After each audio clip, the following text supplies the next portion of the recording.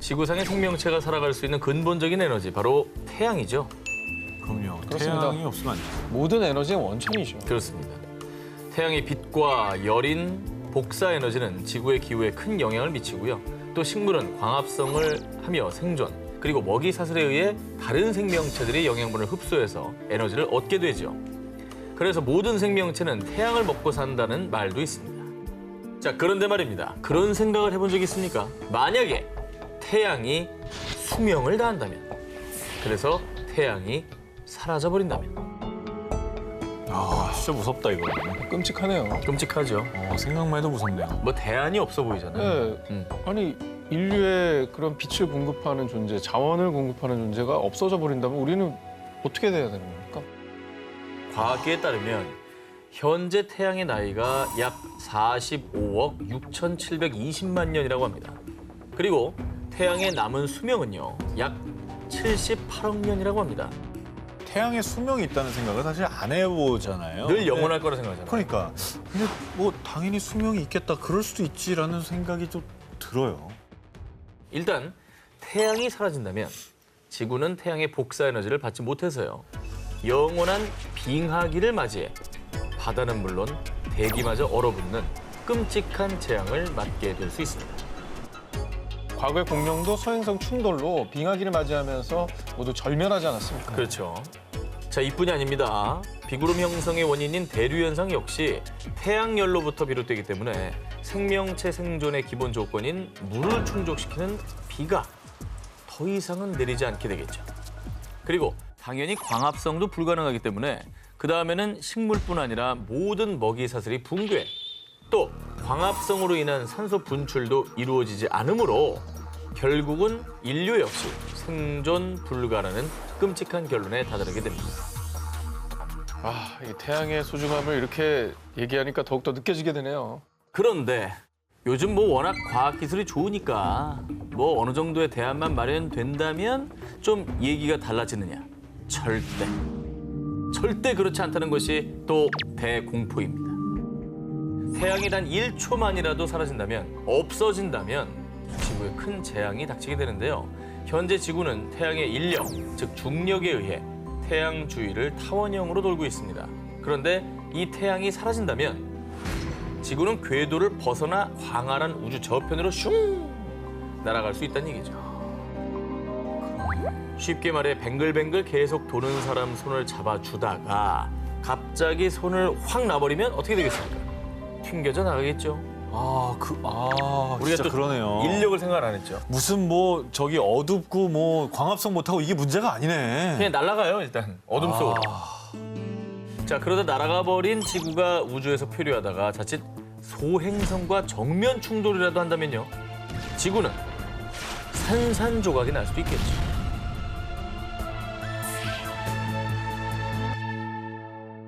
지구를 지켜라. 아마겟돈 19, 18위 공개합니다. 우리 현실에서도 지구의 종말 위기에서 인류를 구원할 현실판 인터스텔라가 등장했습니다. 현실판 인터스텔라요? 아니 그렇게 새로운 행성을 찾는 게 가능한 거예요? 2016년 4월 미국 뉴욕에서 열린 한 기자회견. 이 자리에 참석한 천재 물리학자 스티븐 호킹 박사는요, The limit that confronts us now is the great void between us and the stars. But now we can transcend it. With light beams, light sails, and the lightest spacecraft ever built, we can launch a mission to Alpha Centauri within a generation. 라며 이 프로젝트를 소개했습니다. 바로 브레이크스루 스타샷 프로젝트입니다. 미래에 인류가 지구를 떠나야 할 상황에 대비해 브레이크스루, 즉 돌파구를 찾기 위한 프로젝트인데요. 이거 진짜 놀라운 얘기인데. 그럼 이 프로젝트가 뭐 어떻게 진행이 되고 있는 거예요? 자, 브레이크스루 스타샷 프로젝트는요, 초소형 우주선 무려 약 1,000개를 쏘아 올려서 우주를 탐사하겠다는 겁니다. 그리고 우주선이 우주 궤도에 다다르면 초소형 우주선의 돛이 확 펼쳐지는데요. 바로 이때 지구에서 강력한 레이저를 쏘아서 우주선에 가속을 붙여주는 것이죠. 뭐 아무래도 이제 탐사선, 우주선이 1000개나 되니까 여기서 뭔가 성과가 나오지 않을까 기대는 돼요. 네, 워낙 이 방대한 규모의 프로젝트라서. 그렇죠. 한 개라도 찾으면 좋긴 하겠다. 그러니까. 자, 그러면 이 초소형 우주선들의 목적지가 어디냐? 태양계에서 가장 가까운 항성계 4.37 광년, 약 40조 킬로미터 떨어진 알파 센타우리인데요. 현재 우주 기술로는 알파 센타우리에 가려면 수만 년이 소요가 되지만 브레이크스루 스타샷 프로젝트의 초소형 우주선은 말이죠. 2만 년도 아닌 약 30년 만에 무려 수천 배 이상 빠른 속도로 알파 센타우리에 도달할 거라고 전망됩니다. 아하. 그다음 이 수천 개의 초소형 우주선들은 알파 센타우리에 있는 행성을 조사한 뒤에 이 자료를 지구로 전송해 주는 것이죠. 왜냐? 제2의 지구를 찾기 위해서죠. 제2의 지구.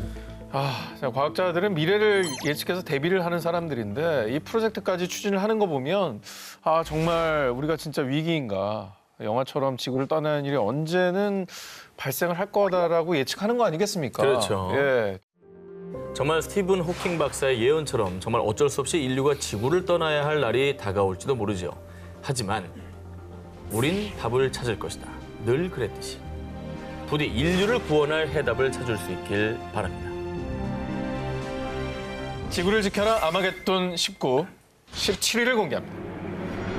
지구인을 구원하는 제2의 지구는 최초로 민간 유인 우주 왕복선 발사에 성공한 우주 탐사 기업 스페이스비의 최고 경영자 일론 머스크는 이런 말을 했습니다. It's eventually, history suggests there will be some doomsday event. The alternative is to become a spacefaring civilization and a multi-planet species, which I hope you would agree that is the right way to go. 자, 그 이유. 과학 전문가들에 따르면 지구의 인구는 점차 증가하고 있는데 인류의 생활에 꼭 필요한 에너지 자원인 화석 연료가 불과 50년 뒤면 고갈될 거라는 겁니다. 게다가 날로 심각해지는 극심한 환경 오염 역시 지구를 위협하고 있는데요. 한 예로 인도에서는 환경 오염 때문에 연간 약 230만 명이 기대 수명보다 일찍 사망한다고 합니다. 이야, 너무 어마어마한 양이네요. 정말 그 제2의 지구는 필요하긴 한 것 같습니다. 지금부터 만들어 놓지 않으면 뭐 당장 닥치고 나서 어떻게 하겠어요? 그렇습니다. 어쨌든 대안을 우리가 찾아야 되는 거니까요. 그렇죠. 그렇습니다. 지구인들이 숨 쉴 수 있는 제2의 지구 찾기 프로젝트는 지금 이 시간에도 계속되고 있는데요. 그래서 오늘은 지구인들을 구원할 제2의 지구 후보들을 준비해봤습니다. 먼저 첫 번째 후보는요. 2016년에 발견된 프록시마 B. 이 행성을 지구인들의 이주지 후보 1순위로 꼽은 이유는 지금까지 발견된 외계 행성 중 태양과 최단거리에 위치해 있다고 합니다. 굉장한 이점인 거죠. 그리고 무엇보다 단단한 암석으로 구성된 지표면에는 생명체의 필수 조건, 액체 상태의 물이 있을 가능성이 높다고 합니다. 그 이유는 행성의 모성인 프록시마 켄타우리가 태양보다 온도가 훨씬 낮고 빛도 1000배가량 약하기 때문이라는데요. 다행이다. 마실 물은 구할 수 있는 곳이라는 얘기가 정말 희망적으로 들려요. 그러니까 생명체가 존재하는 가능성도 그만큼 높을 거고 그렇죠. 물이 있다면 뭐가 있습니까? 당연히 산소도 기대를 할 수가 있는 거 아니겠습니까? 있죠. 네. 자, 그럼 이어서 두 번째 후보입니다. 역시 나사가 강력히 밀고 있는 후보인데요. 2018년 나사가 발견한 행성 케플러 1649c입니다. 자, 행성의 크기도 지구와 비슷한 1.06배. 사이즈 비슷하대. 비슷하죠. 어. 게다가 다른 행성들과 달리 태양으로부터 받는 빛이 지구와 비교했을 때 75% 정도 돼서요. 표면의 온도 역시 지구와 비슷할 것으로 추정된다고 합니다. 너무 뜨겁지도 않고 너무 춥지도 않고 적정한 것 같은데 지구 약간 쌍둥이 느낌 같은 느낌. 크기도 비슷하고. 네. 앞으로도 제2의 지구를 찾기 위한 우주 연구는 계속될 전망인데요. 지금 이 시간에도 우린 제2의 지구 찾기에 한 발짝 다가서고 있습니다. 지구를 지켜라 아마겟돈 19, 16일을 공개합니다. 지구를 삼켜버릴 판도라의 상자. 2008년 9월 인류 사상 최대 규모의 입자 가속기인 대형 강입자 충돌기가 첫 가동을 시작. 마침내 태초의 비밀이 풀리나라며 전 세계 과학계의 관심이 초집중됐습니다. 아시죠? 이거 뭐 공대니까. 입자 가속기. 네, 좀 설명 좀 부탁드릴게요. 뭐 하는 거예요? 입자 가속기 말 그대로 입자를 가속시키는 건데 저 상태가 이제 최초의 입자들이 합성하면서 새로운 물질들을 개발해내는 상태라고 추정을 하고 있는 거예요. 그러니까 저걸 통해서 이 지구에 존재하는 물질들이 어떻게 생겼나를 밝혀낼 수 있을 거라고 생각하는 거죠. 태초에 우리가 이 물질이 왜 생겼나를 연구할 수 있는 곳이군요. 그렇습니다. 네. 근데 이게 이제 과학계에서는 왜 중요하냐? 이 실험을 통해서 우주 탄생의 순간인 빅뱅을 축소판으로 재현해 우주 생성 원리의 비밀을 파헤치는 겁니다. 그 과학자들의 어떤 숙명의 과제 같은 그런 느낌인 거네요. 맞습니다. 유럽 입자 물리연구소는 80억 달러, 무려 약 8조 원이 투자된 이 거대 프로젝트를 위해서요. 2008년 스위스 제네바에서 지름 8km, 둘레 27km에 달하는 지상 최대 규모의 입자 가속기를 가동시켰고요. 결국 2012년에 입자 가속기를 통해서 모든 물질의 질량을 부여하고 사라졌다는 일명 신의 입자, 힉스 입자의 존재를 입증해냈습니다. 이야. 그래서 2012년도 최고의 과학 업적으로 꼽혔고요. 우주 탄생의 원리를 발견하는 데 있어 한 발짝 더 다가서는 계기가 됐다. 이런 평가를 받고 있습니다. 그런데 말입니다. 2008년 당시 이 입자 가속기의 가동을 앞두고 있을 때 일각에서는 입자 가속기는 지구의 멸망을 가져올 것이다라며 공포에 떨었습니다. 심지어 몇몇 과학자들은 입자 가속기의 가동을 막기 위한 소송까지 제기했었는데요. 자, 그 이유는요. 입자 가속기가 지구의 종말을 이야기한다. 어떻게? 블랙홀을 만들어서 말이죠. 입자 가속기 실험 도중에 충돌시킨 양성자의 질량보다 무려 14,000배나 큰 충돌 에너지가 발생하고요. 온도는 태양의 중심보다 무려 10만 배나 더 뜨거워지는데요. 바로 이때 블랙홀이 만들어질 수 있다는 것입니다. 2018년에 그 영국의 저명한 우주학자이자 전 영국 왕립학회장인 마틴 리스경이 입자 가속기에 관한 최악의 시나리오를 공개했는데요. 만약에 입자 가속기 실험이 잘못된다면 이 지구가 지름 100m짜리 부채로 압축될 수 있습니다라고 발표했습니다. 상상이 가십니까? 100m. 아니 지구 생각하다 100m 얘기하니까 진짜 작게 느껴져요. 너무 작죠. 아니 블랙홀이라는 게 시간도 빨아들이고 빛도 빠져나갈 수 없는 곳이니까 무섭네요.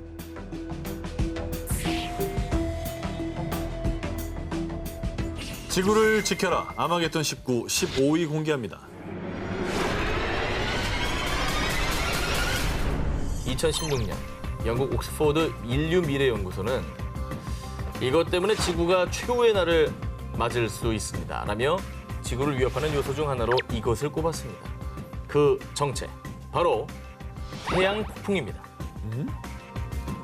아까는 태양이 없어져도 문제인데 네네. 이제 태양이 원인이 될 수 있다는 거예요? 그렇죠. 태양 표면의 특정 부분이 자기장 활동에 의해 주변보다 온도가 낮아집니다. 태양의 흑점이 생기게 됩니다. 자, 이 태양 흑점 주변에는 고에너지가 쌓이는데요. 이 에너지가 계속 응축이 되다가 어느 순간 펑! 하고 폭발하면 강력한 에너지를 우주로 분출. 이 현상을 바로 태양 폭풍이라고 합니다. 이때 위력은요. 1메가톤짜리 수소폭탄 수십억 개가 동시에 터질 때의 위력과 맞먹는다고 합니다. 너무 큰 숫자가 나오니까 이게 뭐라고 반응할지 잘 모르겠어요. 네. 이게 또 한꺼번에 그 파괴력이 엄청난 에너지가 생기는 거잖아요. 그렇죠. 그럼 그 에너지가 다 어디로 어떻게 가는 건가요? 아, 질문 좋았습니다. 네. 거대한 태양 폭풍이 발생하면 막대한 방사선이 채 10분도 안 돼서 지구에 도달을 합니다. 어머. 10분도 안 돼서요. 최악의 시나리오는요. 만약 그 태양 흑점이 한 개가 아니라 수십 개가 동시에 폭발하면 태양 폭풍이 지구의 자기장을 교란시켜 지상의 전력망, 모든 전자기기 작동이 중단되는 것은 물론이고요. 자, 얼마나 끔찍한 일이냐면요.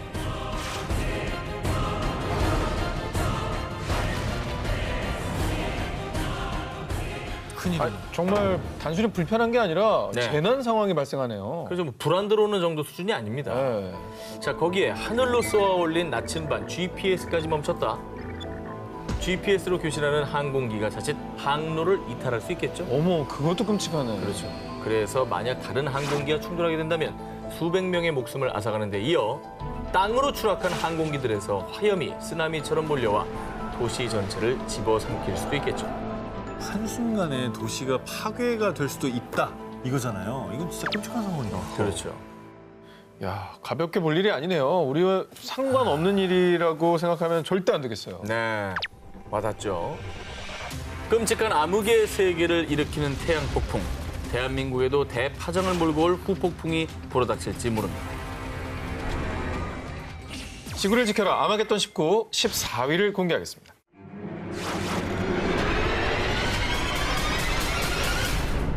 세계가 파멸하는 날, 이른바 아포칼립스를 대비해 스스로를 지키기 위해 나선 사람이 있습니다. 미국 뉴햄프셔주에 사는 알렉스 메이슨. 그런데 놀랍게도 말이죠. 그의 나이는 19살입니다. 19살 메이슨은 8년 전인 11살부터 지구 종말에 대비해왔습니다. 자, 2012년 전 세계에서 일어나는 각종 재난재해 뉴스를 접하며 문득 섬뜩한 생각이 든 건데요. 요한계시록에 있는 심판의 날이 가까워진 게 틀림없어. 이후 자신과 가족을 지키기 위해 일명 지구 종말 대비 프로젝트에 돌입한 메이슨. 근데 무슨 마음인지는 알 것 같네요. 그 어린 나이에 그런 걸 접하면 덜컥 겁이 나죠. 그 거대한 자연재해나 핵전쟁 위기 뉴스 보면은 두려움이 들어요. 어른들도. 네. 근데 이게 어렸을 때는 더 크죠. 그렇죠. 자, 그럼 메이슨이 무려 8년간 준비해온 지구 종말 대비 프로젝트를 살펴보겠습니다. 자, 먼저 메이슨이 정말 한 몸처럼 언제나 어디든 메고 다니는 배낭이 있는데요. 이 배낭에는 쌀, 통조림 등 비상 식량뿐만 아니라요. 혹시 모를 부상에 대처할 수 있는 구급 용품이 갖춰져 있고요. 자연재해로 집을 잃었을 때를 대비한 임시 대피소, 설치 방법과 숲에서 식량을 구하는 기술을 연마, 또 실전처럼 정기적으로 숲에서 밤을 보내면서 생존 기술을 높이기 위한 훈련까지 하는 노력을 기울이고 있다고 합니다. 메이슨 외에도 전 세계 수많은 사람들이 지구 종말을 대비하고 있는데요. 자, 이렇게 지구 종말을 대비하는 사람들을 일명 프레퍼족이라고 부르는데요. 실제로 인별그램에 프레퍼를 검색하면 무려 40만 개 이상의 피드가 올라와 있을 정도라고 합니다. 자, 프레퍼족들은 서로 너튜브, SNS를 통해 정보를 수집하고 공유하고 있다고 하네요.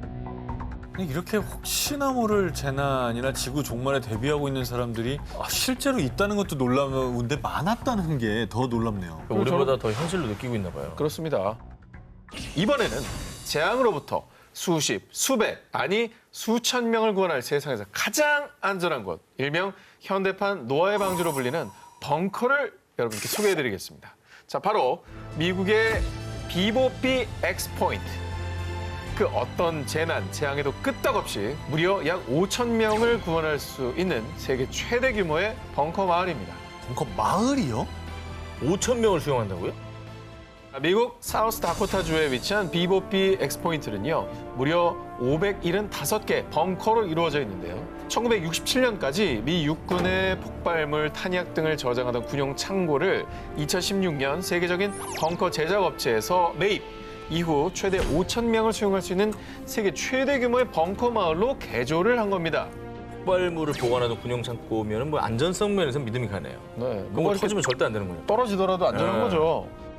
575개 각 벙커는 물, 가스 등의 투과를 막기 위해 콘크리트와 강철로 구성이 되어 있어서요. 핵폭발, 생화학 무기, 강력한 지진에도 끄떡없다고 하고요. 와. 또 넘사벽 스펙이 또 있는데 예를 들면 폭탄 100톤이 터지면 네. 500m 의 콘크리트 건물 절반이 초토화된다고 하는데, 근데 이 위력의 2배 이상을 버틸 수 있다고 합니다. 그리고 이 벙커에는 5천 명의 사람들이 무려 1년간 문 밖으로 나오지 않고도 생존 가능하도록 식량뿐 아니라 의료시설 등 생활 요건이 갖춰져 있다고 합니다.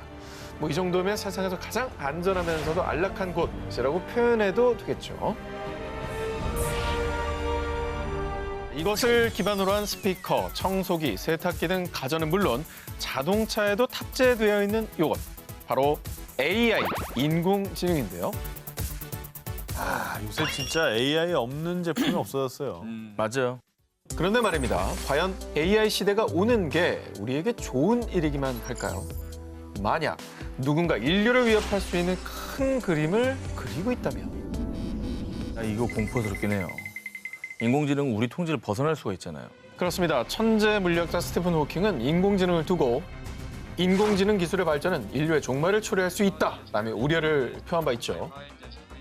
우주 탐사 기업 스페이스비의 최고 경영자 일론 머스크 역시 인공지능 개발은 악마를 소환하는 것이라는 섬뜩한 경고를 날리기도 했는데요. 그 이유는 인공지능이 인간을 공격할 수도 있기 때문입니다. 다시 말해 인공지능의 지배 아래 끔찍한 인간 청소를 자행하는 세상, 영화 터미네이터가 현실이 될 수 있다는 겁니다. 저 영화는 정말 그 어떤 공포 영화보다 무섭지 않아요. 사실은 액션처럼 그려서 그렇지 되게 무서운 내용이에요. 네.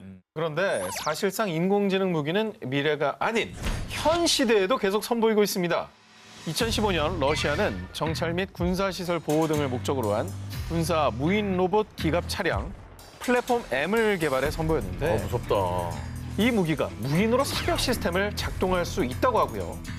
또 다른 군사 강국 미국에서는 신형 장거리 대한 미사일에 인공지능을 탑재했는데 이 미사일은 적 함정을 향해 날아가다가 공격 목표가 바뀌거나 적국의 요격 미사일을 피해야 될 경우 이걸 인공지능 기술로 자체 비행 방향을 설정할 수도 있다고 합니다. 그리고 개발뿐만 아니라 이 인공지능 무기들이 실제 전투에서도 적용되고 있습니다. 러시아는 전투용 로봇 플랫폼 M을 시리아 내전 현장에 투입하기도 했고요. 미국은 중동 테러 조직 알카에다와 IS 소탕 작전을 벌일 때 MQ-1 프레데터나 MQ-9 리퍼와 같은 무인 공격기를 사용했다고 합니다. 이게 실제로도 지금 벌써 투입이 되고 있다고 하니까 우리가 하는 이 우려가 꼭 영화 속에서만 있는 일들은 아닌 거예요. 현실에서 일어날 수 있는 거예요, 지금. 그래서 2017년 일론 머스크 회장은 본인의 SNS에 인공지능의 안전성을 반드시 걱정해야 한다. 인공지능은 핵보다 훨씬 위험하다라고 올리며 경고를 했고요. 더불어 116명의 AI 로봇 기업 대표와 살상용 로봇 무기 개발 금지를 촉구하는 서한을 유엔에 보내기도 했다고 합니다. 수많은 이들도 인공지능이 인명을 살상하는 날이 가까워지고 있다. 인공지능 무기 경쟁은 곧 인류 파멸이라며 두려움에 떨고 있는데요.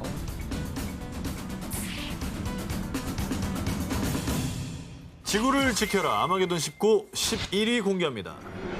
만약 모모가 멈춘다면 지구의 신비와 자연을 탐사하는 유명 과학 전문 채널에서요. 2010년 한 다큐멘터리가 방송되면서 전 세계에 충격과 큰 파장을 일으켰습니다. 뭐죠? 교지? 만약 이것이 멈춘다면 세계 각지에서는 홍수와 지진이 일어나고 1년 내내 봄, 가을 없이 영상 50도가 넘는 여름 혹은 영하 50도 이하에 달하는 겨울이 계속되는데요. 정말 상상하지 못한 끔찍한 재앙이 일어난다는데요. 대체 그게 뭐냐? 바로 지구가 멈췄을 때입니다. 우리 지구는 23.5도로 기울어진 자전축을 중심으로 하루에 한 번 시계 반대 방향으로 회전하는 자전운동을 하고 있습니다. 그래서 이 신비로운 자연의 섭리 때문에 태양의 열을 받는 위치와 면적이 달라지고 선선하거나 덥거나 춥거나 하는 계절이 생기는 건데요. 그런데요, 만약 지구의 자전 속도가 서서히 느려지다가 결국 멈춰버린다면 과연 어떻게 될까요? 먼저 지구 전체의 지형이 급격하게 변하게 됩니다. 지구의 자전력이 바다를 적도 부근에 고정시키는 역할을 하는데요. 만약 이 지구가 자전을 서서히 멈추게 되면 적도 지역의 바닷물들을 잡아두는 원심력이 약해지고 그렇게 되면 극지방으로 바닷물이 몰리게 되겠죠. 영국과 유럽 대륙 사이에 바닷물이 쭉 빠져 이어져 버리게 되는 겁니다. 싹 잠기게 되는 거죠. 그러면 아직 지구 온난화가 급격히 빨라지겠네. 거기서 시간이 더 지나게 되면 북극 지방에 몰렸던 바닷물들은 넘치고 다시 불어나면서 해수면이 상승하는데요. 그러면 영국, 프랑스, 일본, 우리나라까지도 수많은 나라들이 이제 바닷물에 잠기며 초토화되어 버리는 거죠. 아, 바닷물에 잠긴다는 생각을 한 번도 해본 적이 없는데. 그저 바닷물에 엄청난 양이 움직이는 속도가 있으니까 쓰나미 저리 가라네요. 끔찍한 멸망 시나리오는 여기서 끝이 아닙니다. 지구의 자전을 따라 일정하게 회전했던 핵, 멘틀, 지각들이 각각 다른 속도로 회전하면서 이게 마찰을 일으키게 되면 그 과정에서 지각의 균열이 일어나 세계 각지에서 지진과 화산이 폭발하고 홍수가 발생하는 등 전 세계 곳곳에서 재난이 벌어지게 되는 거죠. 섬세한 우주의 조화로 살아나 숨쉬는 지구. 지구의 숨이 멈추고 완벽한 균형이 깨지는 순간 돌이킬 수 없는 비극은 피할 수 없을 겁니다.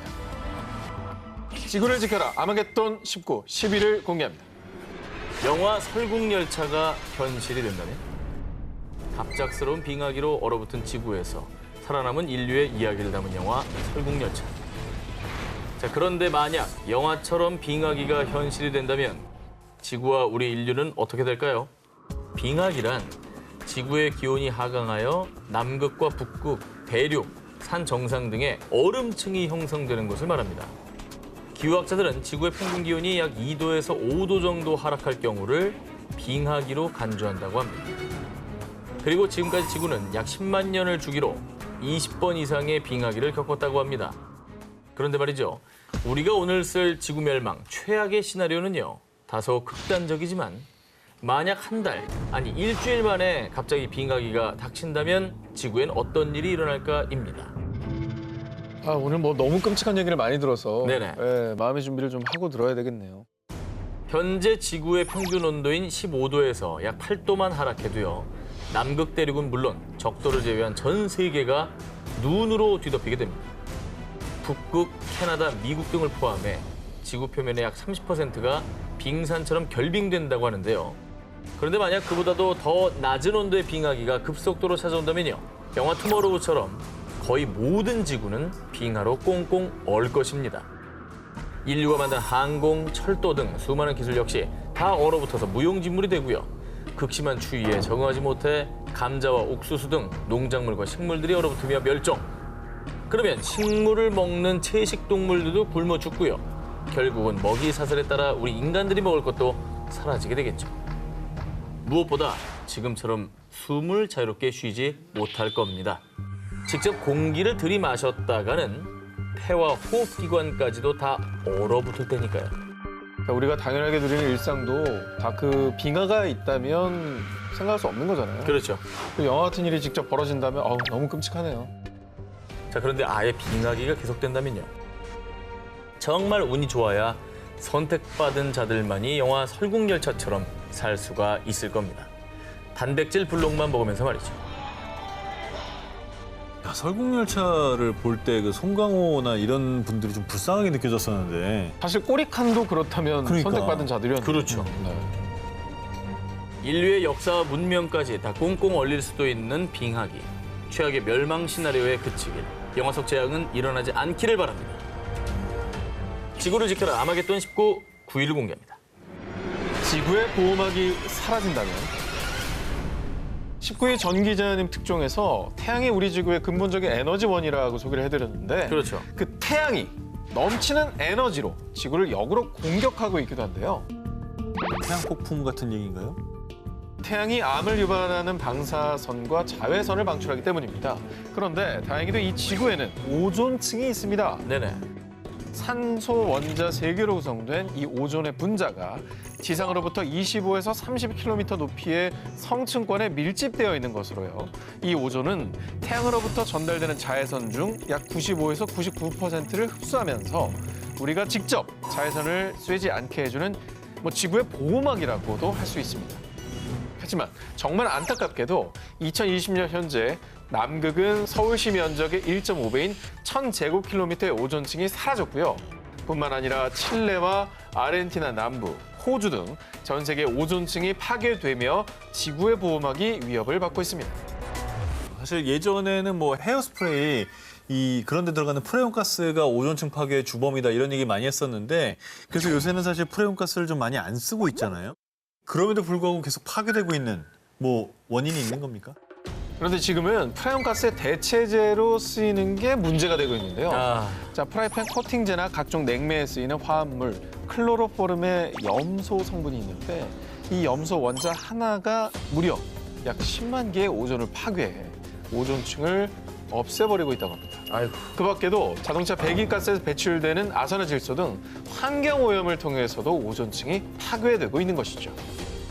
그래서 이렇게 계속 오존층이 파괴된다면 우리 인간 또 생태계는 어떤 피해를 입게 될까요? 인간의 DNA, 핵산, 이 단백질은요, 자외선을 흡수하는 성질이 있습니다. 그런데 오존층이 파괴되어 지구에 그대로 자외선이 쏘여진다면 흔하게는 눈의 결막염, 또 백내장과 같은 안과 질환이나 피부가 붉게 변하는 홍반. 그런데 이 홍반도 악성 홍반이면 이게 결국엔 피부암 같은 희귀암으로까지 번지게 되는데요. 실제로 호주 지역은 호주 보건복지학회에서 발표를 했는데 2016년에만 무려 약 1,800명이 피부암으로 사망했다는 통계도 있다고 합니다.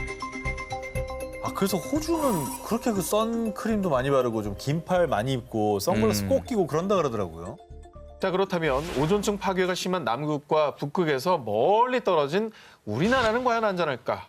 자외선으로 인한 피부암 발생률이 지난 10년 사이에 3배 이상 증가했다고 합니다. 뿐만 아니라 오존층 파괴는 동식물 등 생태계까지도 위협하는데요. 자외선 때문에 꽃들은 개화하지 못해 말라 죽고요. 식물성 플랑크톤이 감소해 생태계 먹이 사슬의 균형이 깨지면 네. 어류 또 동물들의 멸종을 초래. 그리고 이 모든 건 결국 인류의 멸종으로까지 이어질 수 있다는 거죠. 오존층이 파괴된다는 것은요, 우리 인류의 생존도 파괴된다는 거예요. 지구의 보호막, 여러분 꼭 지켜내야겠습니다. 지구를 지켜라. 아마게돈 19 8위 공개합니다. 단 100일 만에 인류를 멸망시킬 뭐뭐. 2011년 미 국방부에서 총 31쪽 분량의 문서를 공개했습니다.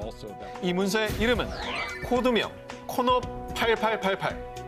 자, 그런데 이 내용이 공개되자 정말 수많은 이들이 혼란에 빠지고 두려움에 떨었는데요.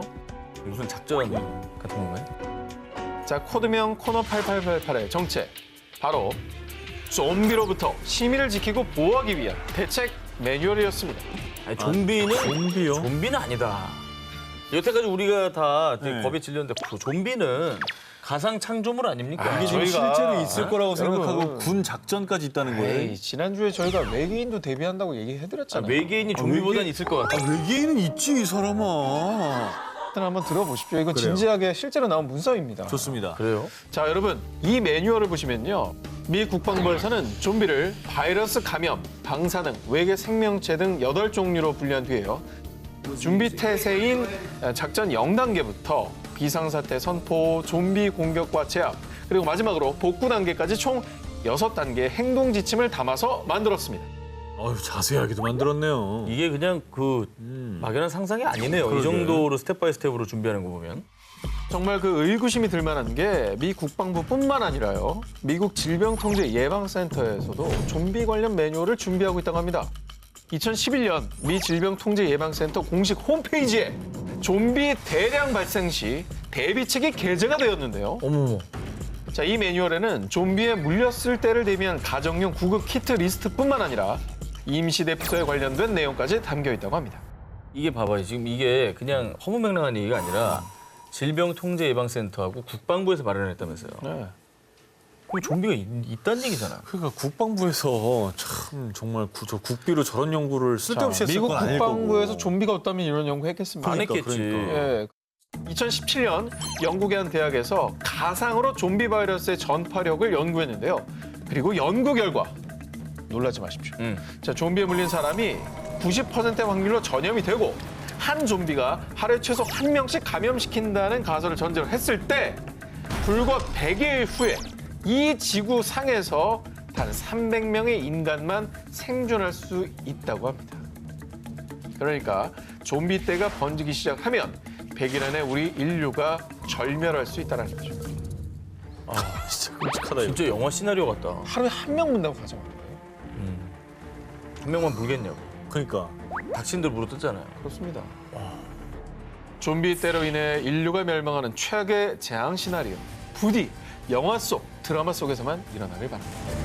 2020년 5월 물의 흐름과 특성을 연구하는 수문학자를 비롯해 지질학자 등 과학자들이 충격적인 사실을 발표했습니다. 기온이 상승해 알래스카의 얼음이 녹으면 산사태로 프린스 윌리엄 해협은 초토화될 겁니다. 200여 개의 섬과 빙하로 이루어진 자연 생태계 보호구이자 관광지 알래스카 프린스 윌리엄 해협. 그런데 과학자들의 시뮬레이션 결과 최소 1년에서 20년 사이에 가파른 경사에 있던 얼음이 녹으면서 약 5억 세제곱미터에 달하는 토사가 함께 쓸려 내려가는 산사태가 발생. 그리고 이 산사태로 녹은 얼음과 토사물이 바다를 덮쳐서요. 그 충격으로 수백 미터의 메가 쓰나미가 발생해 알래스카의 항구 도시 휘티어 지역을 단 20분 만에 초토화시킬 수 있다고 경고했습니다. 그러니까 얼음이 녹는다는 게 그냥 해수면만 올라가는 게 아닌 거예요. 그죠? 맞아요. 19세기경 산업화 시기 이전에 비해 현재 지구의 평균 온도는 약 1.1도가 상승했고요. 그러면서 남극과 알래스카, 그린란드 등 전 세계 빙하가 녹으며 바닷물이 돼 5년 사이 지구의 해수면은 약 5mm 상승했습니다. 그런데 만약 계속 이렇게 빙하가 녹아 해수면이 계속 상승하면 지구엔 과연 어떤 일이 일어날까요? 일단 바닷물이 늘어나 해수면이 상승하면 바닷물의 무게가 늘면서 그 압력으로 해저 아래 지각판들을 자극. 그러면 그 자극으로 지진이 발생할 수 있겠죠. 이 지진의 충격으로 해일과 쓰나미까지 일어날 수 있다는 얘기입니다. 아, 이게 뭐 나비 효과잖아요. 이게 얼음이 녹고 여러 가지 일들이 발생하면서 엄청난 파장이 일어나고 네. 인류에 또 다른 재앙이 발생하는 거 아니겠습니까? 그렇죠. 자, 그리고요. 홍수와 해일, 쓰나미로만 그치지 않는 진짜 최악의 시나리오도 있습니다. 만약에 지구의 해수면이 약 1m 상승할 경우에는 미국 뉴욕, 영국 런던, 호주 시드니, 일본 도쿄 등 세계 유명 명소들이 소몰되며 초토화. 세계 지도를 다시 그려야 하는 최악의 상황까지 발생할 수 있다는 겁니다. 아, 진짜 끔찍하네요. 자, 그렇다면 우리나라는 과연 안전할까요? 지표면 고도 데이터를 연구하는 미국 셔틀 레이더 지형 미션 시스템에 따르면 지구의 해수면이 1m 상승할 경우 인천국제공항과 김포공항, 인천, 경기도 일대, 부산 일부 지역이 초토화, 항구와 공항을 비롯한 교통, 통신수단 등 전 산업이 마비될 뿐 아니라 수많은 희생자가 발생하며 국가 전체가 무너지는 비극이 발생할 수 있는 겁니다. 아유, 말씀하시는 게 일어난다면 정말 끔찍해요. 그렇죠. 말이 안 돼요. 지구를 지켜라 아마겟돈 19, 6위를 공개합니다. 영화 인터스텔라에서 그리는 지구는 황폐화 그 자체죠. 거대한 모래폭풍이 휩쓸고 간 도시는 온통 미세먼지로 뒤덮여 있을 뿐 아니라 지구인들의 폐 건강을 위협하며 인류의 멸망까지 야기하는데요. 자, 그런데 여러분, 이 끔찍한 사태가 진짜 현실이 된다면 어떨까요? 미세먼지는 정말 소리 없는 살인마잖아요. 맞아요. 보이지도 않는데 다 폐 속으로 들어가가지고. 그렇습니다. 이미 미세먼지는 전 세계적으로 심각한 재난 위기 수준에 도달해 있습니다. 2016년 세계보건기구에서도 전 세계 도시 인구의 80%가 심각한 대기 오염에 노출돼 있습니다라고 발표했는데요. 실제로 매년 초미세먼지 등 대기 오염으로 인해 사망하는 사람이 무려 약 879만 명. 심지어 오는 2050년이면 대기 오염 피해 사망자는 2배로 불어날 거라고 합니다. 어우. 대기 오염으로 인한 피해자가 이렇게 뭐 몇백만 명까지 될 줄 몰랐어요. 네. 이제 많이들 아시겠지만 그 미세먼지가 호흡기를 거쳐서 폐뿐만이 아니라 이 혈관들에게까지도 침투를 하지 않습니까? 그런데 우리 몸의 면역세포들이 미세먼지를 제거하는 과정에서 신체 곳곳에 염증이 생기면 심장과 뇌에도 치명적인 손상을 일으켜 암, 뇌졸중, 치매를 유발하기도 한답니다. 자, 그런데요. 소리 없는 살인마 같은 이 미세먼지는 인류뿐 아니라 생태계에도 극심한 피해를 끼칩니다. 공기 중의 미세먼지가 식물의 잎에 달라붙으면 광합성 기능을 하는 잎의 기공을 막아서 식물의 성장을 지연시키고요. 또 미세먼지 속의 이산화황, 이산화질소는 산성비의 원인이 되는데 산성화된 토양과 물은 산림과 농작물에 큰 피해를 유발, 인류의 식량난까지 초래할 수 있는 거죠. 이거 뭐 전 세계적인 뭐 인간만의 문제가 아니네요. 자연 전체 문제네요. 그렇습니다. 그런데 말입니다. 이 상상조차 하기 싫은 이 끔찍한 사태는 이미 현재 진행형입니다. 2019년 UN 생물다양성과학기구에서 2016년까지 대기 오염으로 인해 가축 종류 중에 9%가 멸종했다라고 발표했는데요. 향후 수십 년 이내 양서류의 44%, 포유류의 33%가 대기 오염으로 멸종할 것이라고 예측하고 있다고 합니다. 대기 오염만으로 저렇게 많이 멸종한다고요? 네. 종이 줄어드는 거예요. 그러면 생태계 균형 깨지는 거는 막을 수 없겠네요. 시간 문제네요. 큰일이다. 이 미세먼지가 사라지지 않는 한 인류는, 아니 이 지구는 결코 숨 쉴 수 없을 겁니다. 지구를 지켜라 아마게돈 19 5위 공개합니다.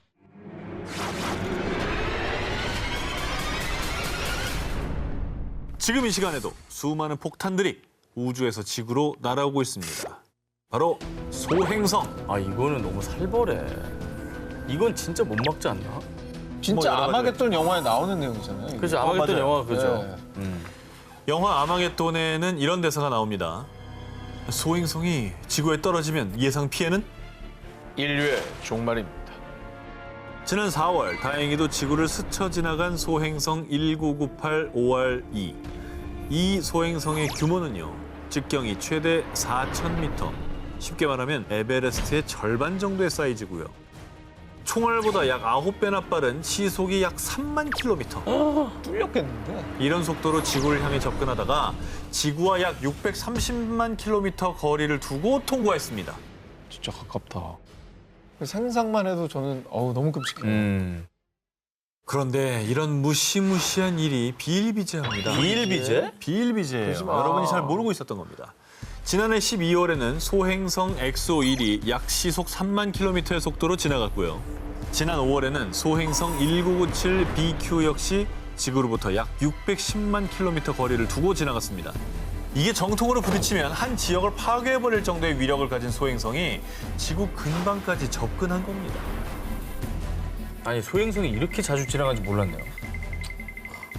이 소행성이 지구와 충돌한 사건들이 계속 접수가 되고 있는데요. 지난 2013년 러시아 우랄 산맥 첼야빈스크 상공에서 직경 약 15m, 네. 무게 약 10톤, 거대한 불덩어리 소행성이 폭발해 1,500여 명의 사상자가 발생하고 7,200여 채의 건물이 파손되기도 했습니다. 7,000여 채요? 2017년에는 중국 윈난성 샹그릴라시에서 북서쪽으로 약 40km 떨어진 곳에 초속 14.6km의 소행성이 낙하해 공중에서 폭발했는데요. 유럽 우주국에 따르면 향후 100년간 지구를 타격할 가능성이 있는 소행성이 무려 약 880여 개라고 합니다. 어떻게 해? 그런데 그중에서도 특히 나사에는 2175년에서 2199년 사이 소행성 베누와 충돌할 가능성을 우려하고 있는데요. 저건 좀 크구나. 참고로 소행성 베누는 무게가 약 780억 킬로그램, 직경이 최대 500m로요. 미국 뉴욕의 엠파이어 스테이트 빌딩과 맞먹는 크기의 암석인데 만약 이 거대한 소행성이 지구와 충돌한다면 9만여 명에서 16만여 명의 사상자를 낳은 히로시마 원자폭탄에 8만 배에 해당하는 피해를 일으킬 것으로 예상된다고 합니다. 아니 이 숫자가 이 정도 되는지 몰랐어요. 너무 무서운데. 아 제발 880개 다 제발. 날아갔으면 좋겠다 한 대로. 그런데 말입니다. 우린 결국 답을 찾아내고야 말죠. 무려 엠파이어 스테이트 빌딩과 맞먹는 규모의 소행성 베누와의 충돌을 막기 위해 나사에서 대비책을 세우고 있습니다. 어떻게 해요? 나사에는 소행성 충돌 사태를 대비한 전문 부서 행성 방어 협력부가 있습니다. 지구와 충돌 가능성 있는 소행성을 관측하며 지속적으로 모니터링하고 있고요. 실질적으로 소행성과 충돌할 위험이 발생할 때를 대비해 일명 해머를 준비 중에 있습니다. 해머 플랜이 뭐냐? 이 9톤에 달하는 대규모 충격체, 벌크 임팩터 또는 핵무기를 발사해서 소행성을 지구 궤도 밖으로 밀어낸다는 계획입니다. 궤도를 바꾸는구나. 그리고요. 지구와 소행성 충돌을 막기 위한 또 다른 방어 프로젝트도 있습니다. 내후년이죠. 2022년에 소행성 디디모스가 지구에 접근할 거라고 하는데요. 참고로 디디모스는 직경 약 780m의 디디모스 A와 약 160m의 디디모스 B로 이루어진 쌍성계로요. 때려오네. 2022년 10월경에 지구와 약 1,047만 킬로미터의 거리를 두고 지나갈 것으로 예측하는데 이에 대비해 나사는 우주 탐사 기업 스페이스비와 손을 잡고 지구 방어 프로젝트에 돌입. 지구를 향해 오는 디디모스의 궤도를 바꾸기 위해 우주선을 충돌시키는 이중 소행성 방향 수정 테스트, 일명 다트를 시행할 계획이라고 합니다. 대략 냉장고 크기의 다트 우주선은 총알보다 약 9배 정도 빠른 초당 6km의 속도로 소행성과 충돌할 예정인데요. 아 그러니까 쉽게 말하면 약간 어깨빵을 날리는 거군요. 그렇죠. 다트를 쏘듯이. 근데 이게 멀리서 부딪히면 요 1도 차이가 그렇죠. 엄청나잖아요. 1도 차이가 아니라 뭐 0.1도만 틀어져도 그러니까. 인류의 안전을 위협하는 소행성의 공포로부터 부디 안전한 지구 방어에 성공할 수 있기를 기원합니다. 식량 전쟁에 대비할 미래 식량. 미래 인류가 생존을 위해 해결해야 할 최대 과제 중 하나, 바로 식량난. 아, 식량난. 네. 지금도 뭐 전 세계가 식량 전쟁 중이고 러시아에서는 흉작이 들었을 때 그 정부에서 밀 수출을 금지해서 그 밀을 수입하던 이집트가 큰 타격을 받기도 했다고 하고. 그냥 당장 먹고 사는 문제 아닙니까? 맞아요. 그래서 생존을 위협하는 가장 원초적인 문제, 전 세계 식량난을 해결할 대안으로 꼽는 게 바로 대체 식품, 인공식량인데요. 그렇죠. 저희도 뭐 여러 번 소개를 했습니다. 네. 네. 지구 환경을 위한 착한 먹거리로 토마토 참치 뭐 이런 것도 있었고요. 밀 그리고 이제 원기본이고요. 제작진이 저에게 많이 먹였죠. 예. 곤충을 이용한 식량들도. 예. 동물과 환경 보호를 위해 외쳤던 그 인공식량이 결국은 인류의 대체 미래 식량 역할을 하는 것이죠. 자, 그래서 현재 미국의 실리콘밸리에서는요, 인공식량 산업이 급성장 중입니다. 영국의 한 경제 전문지에 따르면 실리콘밸리의 식량 관련 벤처기업에 대한 투자액이 3년 사이 무려 30배 가까이 증가, 오, 연간 약 6조 2,900억 원에 달한다고 합니다. 아 진짜 어마어마한 숫자네요. 미래 식량인데도. 그만큼 뭐 개발 가치가 있으니까 또 거액을 투자하는 거죠. 그렇습니다. 예를 들어서 실리콘밸리의 아이푸드 회사에서는요, 밀과 감자, 단백질, 콩의 뿌리 등을 이용해 햄이라 불리는 인조고기 개발에 성공을 했는데요. 이 인공식량인 햄을 지난해 글로벌 패스트푸드 브랜드 버거왕 신제품 버거의 패티로 공급해 일명 고기 없는 패티로 화제를 모으기도 했습니다. 반응이 꽤 좋았다고 합니다. 이거 먹어보고 싶은데. 이게 그냥 채식주의자들을 위한 것만이 아니라 인류 식량난을 위해서 개발한 거잖아요. 그렇죠. 그러니까 아무래도 이게 큰 공을 하게 되면 우리한테 큰 혜택으로 돌아오는 거 아니겠습니까? 아우 그렇습니다. 그럼요. 이 인조고기 개발이 식량난뿐 아니라 환경 보호에도 앞장서는 이유. 소 한 마리가 1년 동안 내뿜는 온실가스가요, 무려 약 47kg입니다. 이는 자동차가 1년 동안 발생시킨 온실가스와 비슷한 수준이라고 합니다. 그리고 이제 농업이나 이렇게 이용하기 위한 게 아니라 인류가 단지 고기를 얻기 위해 사육되는 그렇죠. 소의 숫자가 너무나 많기 때문에 이게 어떻게 보면은 좀 줄여야 되는 게 맞죠. 맞습니다. 거기다 일반적으로 가축을 길러 도축하기까지 필요한 토지와 물이 있잖아요. 그렇죠. 자, 그런데 인조 고기를 생산할 때는 일반 가축보다 물은 13%, 토지는 약 4%만 사용한다고 합니다. 거의 없네. 그러니까 식량난, 친환경, 이게 다 하나의 연결고리인데요. 그런 면에서 인조 고기가 혁혁한 공을 세우고 있는 것이죠. 사실 고기를 키우기 위해서 먹이는 곡물의 수가 엄청납니다. 맞습니다. 그런 것까지 따지자면 이 혜택이 매우 큰 거죠. 자, 그리고요, 대체 식량의 한 축을 인조 고기가 맡고 있다면 또 다른 한 축을 담당하는 게 또 있죠. 식용 곤충이지요. 밀웜. 밀웜. 잘 아시다시피 식용곤충은 좁은 공간 그리고 적은 양의 사료로 키울 수 있을 뿐 아니라 고단백질이라 그야말로 가성비 갑입니다. 식용 귀뚜라미도 생산하고 이 귀뚜라미 분말을 활용해 시리얼이나 쿠키를 만들어 판매하고 있습니다. 이게 나름 제가 먹으면서 그 맛에 약간 중독성을 느꼈거든요. 곤충 매니아가 됐죠. 네, 저는 괜찮은 것 같아요. 인류의 식량 위기를 타파할 단백질 혁명, 대체 식품에 대한 우리 모두의 관심이 앞으로도 쭉 필요할 겁니다. 자, 여름 특집 2탄 지구를 지켜라 아마겟돈 19 1위 후보 헤드라인을 공개해 주시죠.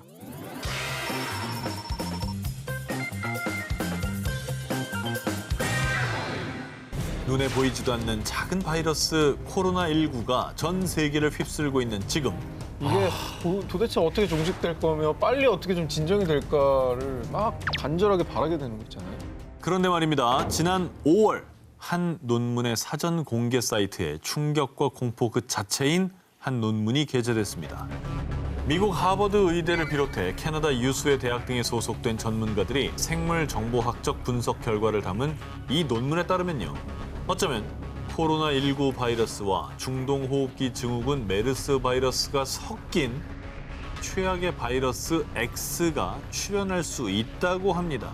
아, 코로나19도 못 잡았는데 지금 새로운 괴물 바이러스라니. 그리고 이 연구팀은 현재 사우디아라비아에서 코로나19와 메르스가 동시에 유행하고 있어서 이 두 바이러스의 결합에 대한 가능성을 염려했는데요. 이래 만나지 마라. 그러면 안 이 돼. 두 바이러스의 재조합으로 인한 바이러스 X가 두려운 이유.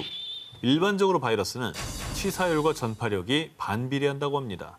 메르스의 경우에는 최대 치사율이 무려 37%지만 확진자 1명이 바이러스를 옮긴 사람 수, 그러니까 재생산 지수는 0.9명으로 전파력은 낮았고요.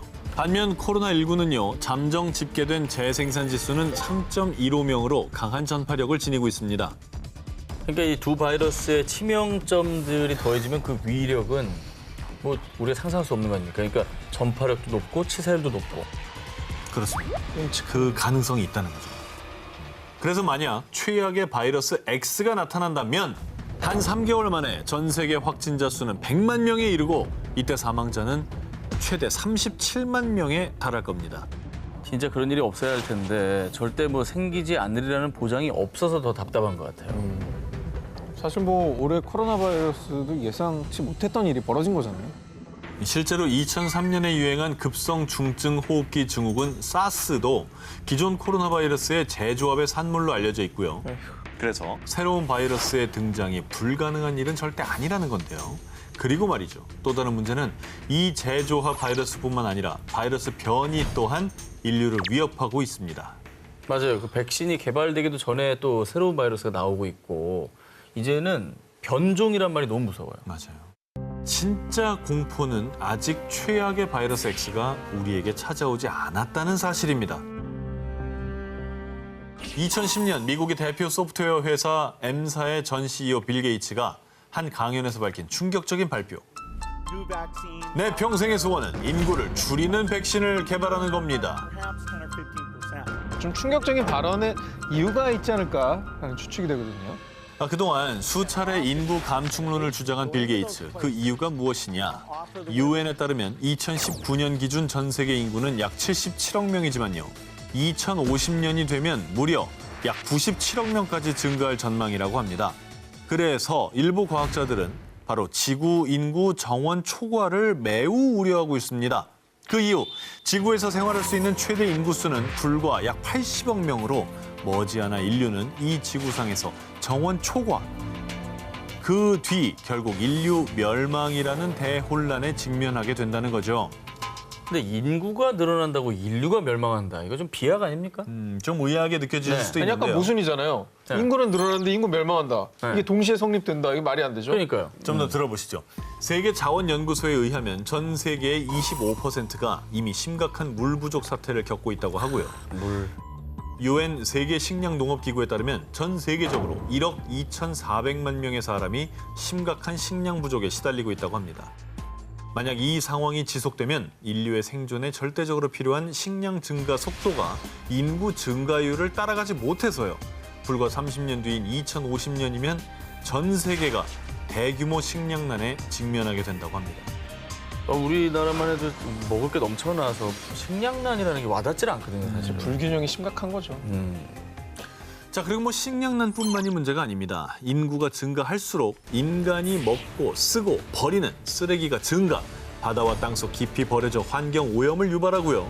지구의 대지가 넓다 해도 정작 인류가 살 수 있는 사막화되지 않은 비옥한 땅은 한정적이라서요. 인구가 증가하면 그 좁은 땅덩어리가 포화 상태가 되는 거죠. 그런데 인류가 삶의 터전을 만들겠다고 얼마 남지 않은 산림마저 무자비하게 개간하는 것 또한 문제. 산림이 배출하던 산소의 양이 줄어드는데 오히려 각종 산업시설에서 배출하는 이산화탄소의 양이 증가해 이는 기후 변화를 초래. 이 땅의 작물이 잘 자라지 못해 인류의 식량이 부족해지는 악순환을 야기하는 겁니다. 인구가 계속 증가하면 이제 환경은 더 파괴될 거고 지구가 이제 버티지 못하는 상황이 되겠죠. 결국에는 뭐 식량이 부족해지고 결국 부메랑처럼 다시 우리에게 그 피해를 고스란히 돌아올 것 같다는 생각이 드네요. 이는 있다 싶고 15위 공개합니다. 태양계에서 지구와 가장 닮았고 생명체가 있을 가능성이 가장 높은 행성, 바로 화성이죠. 인류는 1970년대부터 화성에 탐사선을 발사해 생명체 탐사를 진행, 화성의 품은 미스테리에 대한 탐구를 이어오고 있는데요. 자, 그렇습니다. 저희 방송에서도 소개해드린 바가 있는데요. 네네. 예. 화성 표면에서 발견된 그 숫자 기억납니까? 네, 8자. 저 앞에 5자도 있잖아. 그럼요. 미스테리한 흔적이 끊임없이 발견되는 미지의 행성 화성. 그런데 또 새로운 증거를 제가 가지고 나왔습니다. 놀라지 마십시오. 이번엔 생명체입니다. 에? 아이 아니에요? 옆모습 아니야? 어린애 같은데? 자, 지금 보면은 약간 긴 머리 여자 같지 그래, 않아요? 옆모습 같아. 그렇죠. 머리를 이렇게 길게 늘어뜨린 여성의 모습 같습니다. 2015년 나사의 화성 탐사 로봇 큐리오시티 로버가 화성 내 협곡을 촬영하던 중에 포착이 된 겁니다. 그러니까 저 여자를 찍은 게 아니고 네. 쭉 이제 찍다 보니까 걸린 거예요. 황량한 화성에서 유독 눈에 띄는 형상. 두 팔과 긴 머리, 가슴 등 여성의 형상과 너무나 흡사합니다. 외계인 추적 사이트에 따르면 이 여성 외계인의 키는 대략 8에서 10cm이고요. 만약 이 작은 형상이 조각이었다면 쉽게 부서졌겠지만 조각이 아닌 살아있는 생명체이기 때문에 이 형상을 유지하고 있다고 합니다. 그런데 사실 화성에서 인간이 살 수 있는 조건은 이미 과학적으로 증명되지 않았습니까? 2008년 나사는 화성에서 채취한 토양 샘플에서 얼음을 발견했고요. 2015년에는 화성 표면에서 소금기가 있는 물이 흐른 흔적을 발견을 했습니다. 소금, 물, 뭐 이런 게 다 인간이 살아가는데 꼭 필요한 거니까요. 그렇죠. 그것도 화성에서 나온 거를 보면은 정말 이 생명은 존재할 수 있다. 그렇죠. 여러분, 정말 지구에만 생명체가 산다고 믿고 있었던 건 아니죠? 외계인은 진짜 있습니다. 외계인은 있다 싶고 14위를 공개합니다. 전 세계에 유출된 기밀 영상. 2011년 4월 13일 너튜브에 공개된 충격 영상. 이제 슬슬 무서워집니다. 순위 올라갈수록. 뭐야? 굉장히 옛날 같은데 뭐가 떠 있네요. 저거 뭐지? 이게 뭐야? 저거 얼굴 같잖아. 이제 알았어요? 자, 영상 속에는 원반형 UFO와 외계인으로 추정되는 사체가 등장합니다. 그런데 더 충격적인 것은 이 영상의 출처. 바로 소련의 국가안보위원회인 KGB가 보관하고 있던 것으로 추정되는 기밀 영상이라는 겁니다. 그 근거가 무엇이냐? 이 영상의 첫 화면에 등장하는 엠블렘이 1957년경에 사용되었던 KGB의 실제 엠블럼과 상당히 유사하다는 건데요. 그러네. 자, 그리고요. 풍문에 따르면 KGB가 해체되자 1942년부터 1969년에 촬영된 KGB의 1급 비밀로 추정되는 영상이 일부 공개가 됐는데요. 그중에 이반이라는 사람이 KGB에 붙잡힌 외계인의 모습이 담긴 영상을 너튜브에 공개했는데 충격적인 건 이 영상 속에 KGB의 전투기에 의해 격추당한 UFO가 프랑스의 한 마을에 착륙하는 모습이 담겨 있다고 합니다. 자, 그런데 말입니다. 첫 번째 영상이 공개된 지 3주도 채 지나지 않은 5월 1일, 이반이 두 번째 영상을 공개했습니다. 보시죠. 뭐야? 에? 아니, 너무 디테일하고 너무 잘 찍혔는데? 이건 그냥 살아서 움직이잖아. 어머. 이 뭐야? 어머. 아니 근데 옛날 필름이라 더 무서운 것 같아. 그러니까 요즘 거면 오히려 그냥 에이 뭐 잘 만들었나 하겠는데 저 당시 영상이면은 합성하기도 쉽지 않고 조작도 사실 쉽지 않죠. 요즘이야 뭐 CG로 거의 사실처럼 만드는 게 가능하지만 옛날은 아우, 불가능하잖아요. 더 어렵죠. 옛날 거라 너무 무섭다. 그런데 이 영상에는 첫 번째 영상에는 없던 설명이 덧붙여 있습니다. 영상의 중요성 때문에 정보의 제공자는 익명으로 한다. 첫 번째 영상이 공개되고 나서 사람들이 이거를 막 찾기 시작하니까 더 이상 캐려고 하지 마라. 그렇게 해서 이 영상에 올라온 게 아닐까요? 미스터리한 기밀 영상 여기서 끝이 아닙니다. 일주일 뒤에 공개된 세 번째 영상을 보시죠. 외계인의 손을 도장으로 찍은 듯한 기다란 네 손가락과 함께 우리는 여러분의 의견에 관여하지 않지만 여러분은 잘못된 방향으로 보고 있다라는 의미심장한 글을 남겼고요. 이후 공개한 네 번째 영상에서는요. 가족 휴가라는 제목으로 여러 외계인이 등장합니다. 뭘 자료가 많아. 에? 에? 그리고 영상 속에는 1942년 첫 접촉 이후 서로의 관심 문제를 논의하기 위해 외교 사절의 파견이 계획됐고 회의는 비밀리에 개최될 것이다 라는 충격적인 글이 담겨 있습니다. 그런데요, 이렇게 미스터리한 영상이 계속 업로드되자 네 번째 영상을 끝으로 돌연 숱한 궁금증만 남긴 채 종적을 감췄습니다. 어머나. 아니 대체 누가 무슨 목적으로 이런 영상을 올린 거고 왜 또 사라진 거죠? 사라진 게 더 이상한데요? 왜냐면 이게 장난이고 막 그러면 사라질 것까지는 없잖아요. 그렇죠. 네. KGB가 남긴 것으로 추정되는 미스터리한 기밀 영상. 과연 언제쯤 진실이 밝혀질까요? 외계인은 있다 19, 13일을 공개합니다.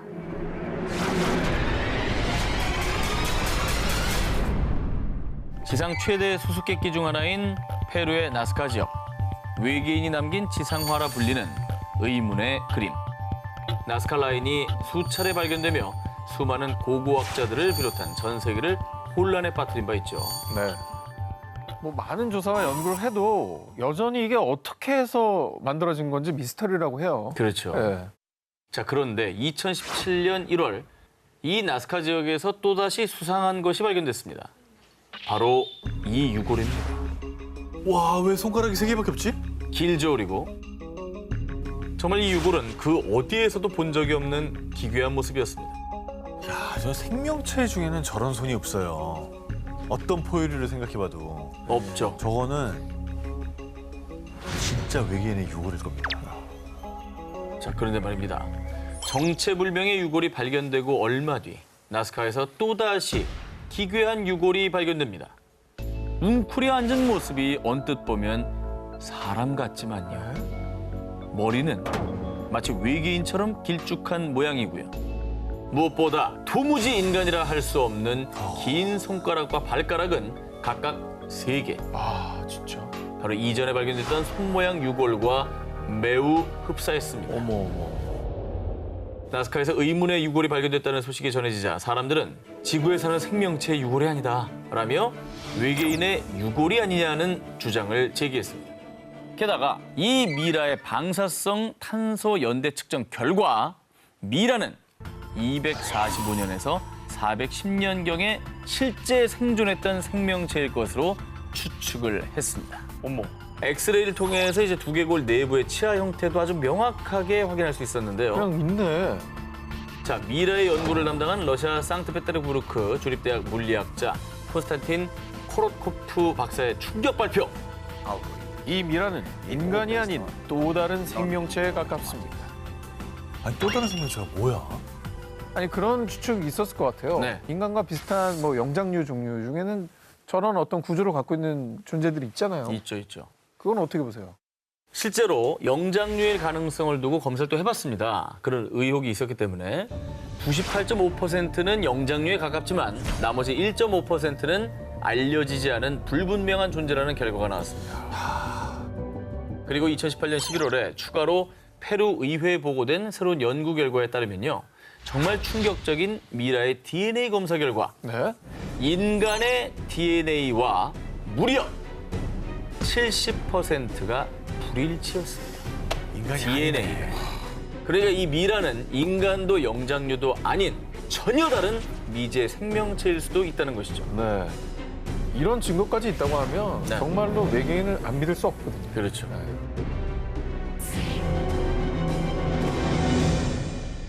(2015년) 러시아 소스노비보르의 코바시강. 마을 주민 2명이 우연히 강둑에서 수상한 무언가를 발견했습니다. 그런데 가까이 다가가 그 정체를 확인한 2사람은 큰 충격에 빠지고 말았습니다. 뭔데? 바로 정체불명의 생물 사체였습니다. 뭐지? 야, 지구상에 저 비슷한 생물도 없잖아요. 머리 크기에 비해서 비정상적으로 가늘고 긴 몸과 마치 조류를 연상시키는 발 모양. 한눈에 봐도 지구상에 존재하는 생명체의 모습은 아니었습니다. 하지만 당시 2사람은 혹시 달개 돌연변이 배아가 아닐까요? 돌연변이를 일으킨 달개 배아가 강물에 휩쓸려 떠내려온 것이라고 추측을 했죠. 그런데 말입니다. 사체를 확인한 전문가들은 이 미스테리한 형태의 두개골 모양, 그리고 목과 날개가 없는 것으로 보아 조류나 어류는 아닌 것으로 보입니다. 그리고 러시아 크라스노야르스크의 생물물리학센터 소속 생물학자 예로그 자더레프 역시 이 사체의 정체를 밝히기는 매우 어렵다. 굉장히 심도 있는 연구가 필요하다라는 의견을 냈습니다. 뭔가 전문가들 손을 놓은 거예요. 저렇게까지 말하는 거면은 네. 이거는 진짜 지구상의 생명체가 아닐 겁니다. 생물학자는 딱 보면 알거든요. 알죠. 어떤 계통일 것이다는 추측을 하는데 이거는 뭐 비슷하다는 생물 이름조차 거론이 안 돼요. 러시아의 한 마을에서 발견된 괴 생명체의 사체. 이후 전 세계 언론은 강쪽에서 외계인의 시체가 발견됐다. 과학자들까지 당황케 만든 불가사의한 사체라고 보도했고요. 많은 사람들 또한 지구에 외계인들이 와 있는 게 분명해 라며 외계 생명체에 대한 의혹을 제기했습니다. 언제 어디서 어떻게 온 것인지 알 수 없는 괴 생명체의 사체. 당신의 생각은 어떠십니까? 외계인은 있다 싶고 11위 공개합니다. 미국 제2의 51구역. 비밀리에 외계인과 UFO를 연구하고 있다는 음모론의 진원지. 미국 네바다주의 51구역. 그런데 말입니다. 미국에 무려 수년간 수차례나 UFO로 추정되는 비행물체가 발견된 제2의 51구역이 있다는 사실 알고 계셨습니까? 미국에 그런 곳이 있었어요? 2016년 5월 미국 오하이오주의 데이턴에서 약 16km 떨어진 라이트 패터슨 공군 기지 인근. 이곳에 사는 한 부부는 뒷마당에서 오붓하게 일몰을 감상하고 있었습니다. 그런데 이때 아니 저게 뭐야? 하늘을 보고 깜짝 놀란 부부는 휴대폰으로 다급히 그 광경을 촬영했는데요. 이게 바로 문제의 영상입니다. 그 영상이 있구나. 휴대폰 영상이면은 이거는 찐이다 진짜. It looks like it's moving with the clouds. 뭐야 저기? 뭐 또 있죠?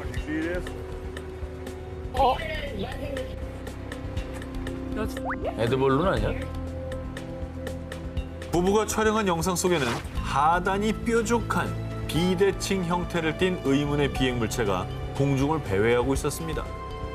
이 정체불명의 비행물체는 상공에 몇 분간 머물다가 점점 희미해지더니 이내 곧 구름 속으로 사라졌습니다. 이 모습을 쭉 지켜본 부부는 UFO를 연구하는 한 사이트를 통해 영상을 공개했는데요. 그런데 또 여긴가요? 여기에서 목격했다는 제보만 벌써 3번째예요. UFO로 추정되는 이 비행물체가 이 라이트 패터슨 공군 기지 인근에서만 벌써 3번째로 목격된 겁니다. 3번 정도 발생했다라고 하는 거 우연일 수 없는 거거든요. 우연히 반복된 필연입니다. 미스터리한 점은 이뿐만이 아닙니다. 공군 조사 결과 1947년부터 1969년 사이에 이 기지 근처에서 UFO와 외계인 등의 이상 현상이 목격된 사례만 무려 약 12,600건. 그중 약 700건은 여전히 미확인으로 분류됐습니다. 그런데 또다시 이곳에서 UFO로 추정되는 비행물체가 나타나자 누리꾼들은 미군이 외계인을 숨기고 있는 거 아니야? 여기에 외계인과 관련된 비밀 군사기지가 있는 거 아닐까? 라는 의문을 제기했죠. 하지만 공군 기지 측은 영상에 나온 비행물체와 우리 기지는 아무 관련이 없습니다.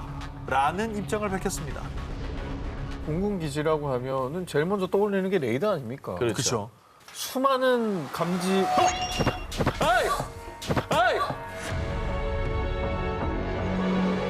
수많은 감지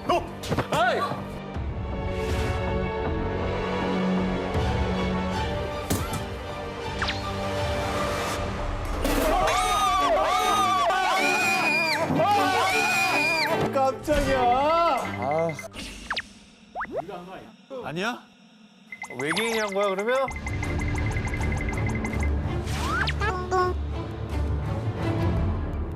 미국의 비밀 군사 작전 지역인 51구역 인근에서도 수차례 UFO가 목격, 그리고 역사상 가장 유명한 UFO 사건이죠. 일명 로즈웰 사건.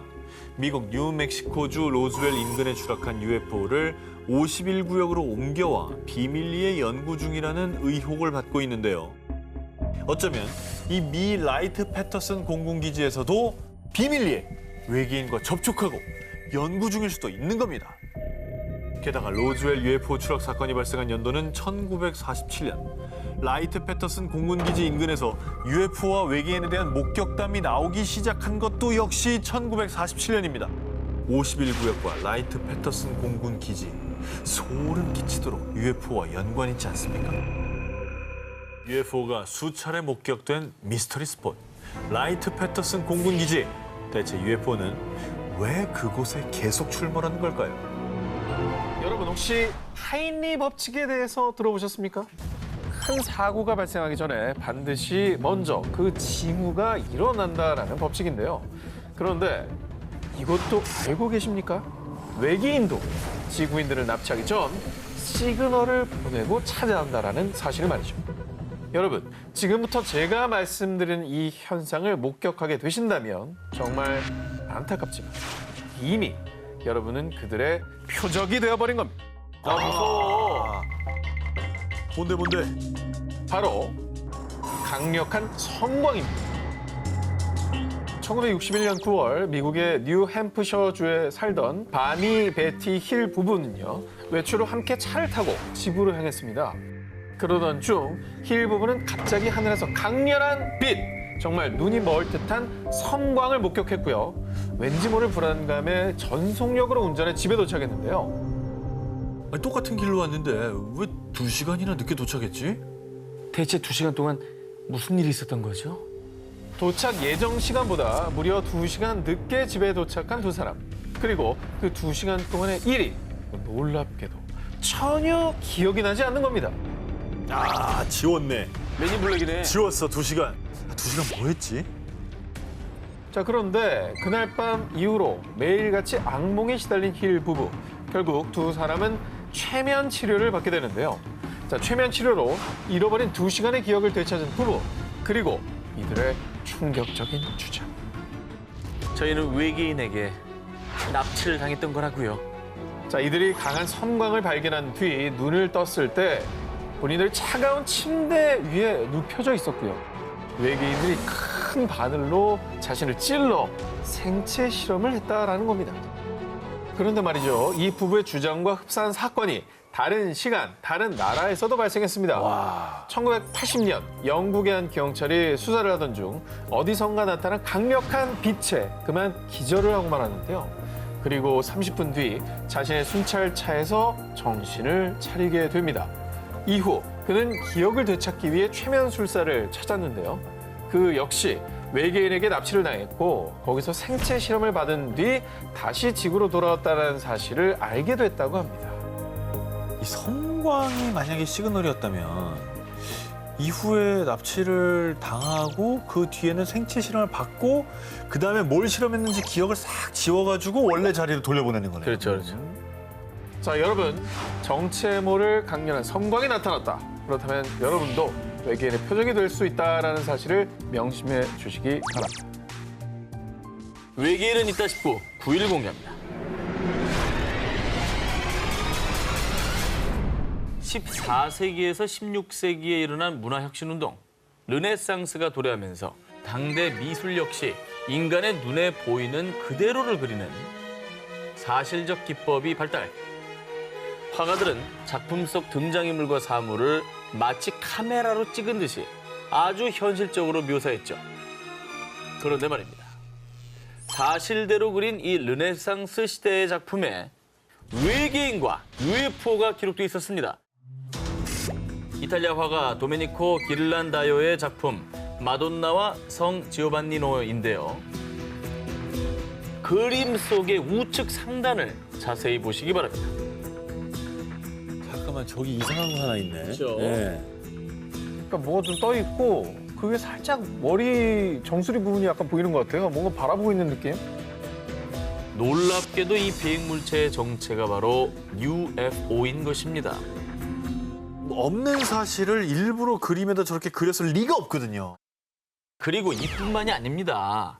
1486년 이탈리아의 화가 까를로 크리벨리의 작품 성 에미디우스가 함께 있는 수태고지. 자, 여기서도요 UFO를 찾아볼 수가 있습니다. 여기는 어디네? 이것도 신기하네. 너무 대놓고 레이저 빔을 쐈네.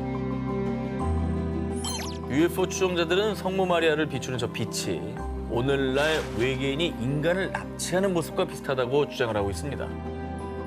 제가 좀 전에 소개를 해드린 바 있지 않겠습니까? 네. UFO를 만난 사람들이 공통적으로 느끼는 하인리 법칙의 징후. 그렇죠. 섬광입니다. 자, 그리고 1538년 벨기에의 한 직물에 그려진 그림. 여름 테피스트리의 승리에서는요. UFO와 흡사한 형태의 비행물체가 한 개가 아닌 무려 3개나 그려져 있습니다. 하늘에 막 떠 있네. 지금 3개가 동시에 나타났다고? 그리고 더 놀라운 건 르네상스 시대의 작품들 속에 UFO만 있는 게 아니었다는 사실입니다. 오스트리아 화가 미하엘 파흐의 작품 교부들의 재단화 중 일부에서는요. 악마가 표현돼 있는데 외계인 추종자들은 저 악마는 마치 지구를 방문한 외계인 같은데? 라며 외계인을 그린 거라고 주장하고 있습니다. 야, 이거 진짜 외계인을 만난 사람이 그린 건가요, 이거는? 우리 조선 왕조실록에도 네네. 그런 기록이 있습니다. UFO를 목격했다는 자료가 이제 남아 있고요. 동시에 나타났다는 것 자체가 뭐 조선 왕조실록은 누구도 부정 안 하는 정사 아닙니까? 그렇죠. 그 기록으로 남아 있다는 것 자체가 놀라운 거죠. 외계인은 있다 싶고 8위 공개합니다. 페루 CCTV에 찍힌 미스터리 형체. 2016년 8월 30일 너튜브에 올라온 한 CCTV 영상이 페루를 뜨겁게 달궜습니다. 그 이유가 뭔지 두 눈 크게 뜨고 확인해 보시기 바랍니다. 움직이는데 그냥 걸어가죠. 뭐 빛이 나오는데? 잠깐 뭐야? 이건 걷는 게 아니잖아. 봤어요? 이거 훅 지나는 거? 자, 이 영상은 페루 파차카마크에 있는 고속도로 옆 한 주유소의 CCTV 영상이었습니다. 손님이 없는 한적한 밤, 대화를 나누던 두 직원. 그런데 저 뭐지? 한 직원이 가리킨 곳에 몸에서 약한 빛을 내는 정체 모를 생명체가 도로변을 천천히 걷고 있었던 겁니다. 난생 처음 보는 희귀한 모습에 곧바로 직원들은 괴생명체를 향해 달려갔는데요. 그러자 정체를 숨기려는 건지 인기척에 방향을 틀어 고속도로를 향해 사라지고 말았습니다. 지금 저 모자 쓴 분이 확인하려고 다가갔었네요. 그렇죠. 근데 확 날아가 버리네. 야, 그러니까 그 가까이서 보면 목격자가 있는 거잖아요. 그렇죠. 여기에. 이건 뭐지? 멀리서 봤으면 헛걸 봤다고 해도 네. 가까이서 보고 뛰어갔잖아요. 자, 괴생명체 목격자인 주유소 직원들의 증언에 따르면요. 키는 한 1m 정도 됐고요. 다리가 많았어요. 최소 10개 정도 됐어요. 라고 했습니다. 상상이 되십니까? CCTV에는 담기지 않았지만 이후 이 괴생명체가 고속도로로 진입하자마자 트럭에 치였는데요. 아이고. 글쎄 순식간에 증발해버렸다고 증언했습니다. 사라졌어. 그리고 이후 곧바로 트럭에 부딪힌 곳에 가봤더니 그 어떠한 흔적조차 발견하지 못했다고 합니다. 그럼 뭐 CCTV에도 찍혔고 트럭에 치였다라는 증언도 있고. 봤다는 거죠. 근데 어떻게 흔적이 없을 수가 있지? 그리고 한두 명이 본 게 아니라 여러 사람이 본 거잖아. 그렇죠. CCTV로도 찍혔고요. 이게 설명이 진짜 안 되네요. 안 됩니다. 자, 이후 이 미스테리한 페루 주유소의 CCTV 영상을 페루의 UFO 연구가 안소니 초이가 자신의 너튜브에 공개하며 알려졌습니다. 이 영상을 본 누리꾼들은요. 외계인이 보낸 로봇 아닐까? 중요한 건 사람이 아닌 건 확실한 것 같아요. 이렇게 괴생명체가 외계인과 관련이 있을 거라는 추측을 내놨습니다. 4년이 지난 지금까지도 페루 CCTV에 찍힌 괴생물체의 정체는 여전히 밝혀지지 않고 있습니다. 외계인이 있다 싶고 7위를 공개합니다. 칠레 정부도 인정한 UFO. 또 칠레야? 이게 다 남미예요, 지금. 왜 이렇게 남미지? 2014년 11월 11일 칠레 해군 소속 베테랑 상교 2명은 헬기를 타고 산티아고 해안을 순찰하는 임무를 수행 중이었습니다. 그런데 이때 여기는 칠레 해군 알파기. 국적과 소속을 밝혀라. 전방에 정체불명의 비행물체 발견. 확인 바란다. 당시 적외선 카메라를 테스트 중이던 해군 장교는 수상한 비행물체를 포착. 어머나. 너무나 또렷한 형태인데요? 이거 저 군사 레이더 화면이잖아요. 아니 너무 또렷하다. 이거는 근데 우리가 아는 항공기 모양이 아니죠. 날개도 없고. 동글동글하잖아요. 그래서 곧바로 교신을 시도했지만 비행물체에선 어떤 응답도 하지 않았고요. 인근 공군기지에 확인을 요청했는데요. 적외선 카메라에도 찍혔음에도 해군의 헬기 레이더에는 물론 인근 공군기지의 레이더에서도 포착되지 않는 유령 비행물체였습니다. 와 무시무시하네. 점은 찍혀 있는데 안 보인다. 칠레 항공관제소에 확인한 결과 당시 해당 지역을 비행하는 민간기나 또는 군사용 비행기의 운항이 통보된 적이 없다고 하고요. 또 칠레 해군에 따르면 군사훈련이나 인근 국가의 비행기를 이용한 첩보 활동도 보고되지 않았다는데요. 그 뒤 수상한 비행물체에 출연해 UFO와 미확인 공중 현상을 연구하는 칠레 정부의 CEFAA는 조사에 착수.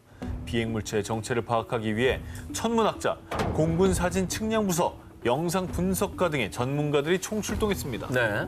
항공사진 및 영상 분석가의 조사 결과 영상은 조작의 흔적이 없다. 이 비행물체는 스스로 움직이는 게 확실하다. 라며 비행물체가 가짜일 가능성을 일축했고요. 천문학자 역시 우주 쓰레기였다면 영상처럼 수평으로 비행하지 않고 추락했을 겁니다. 라며 비행물체가 UFO일 가능성에 무게를 실었습니다.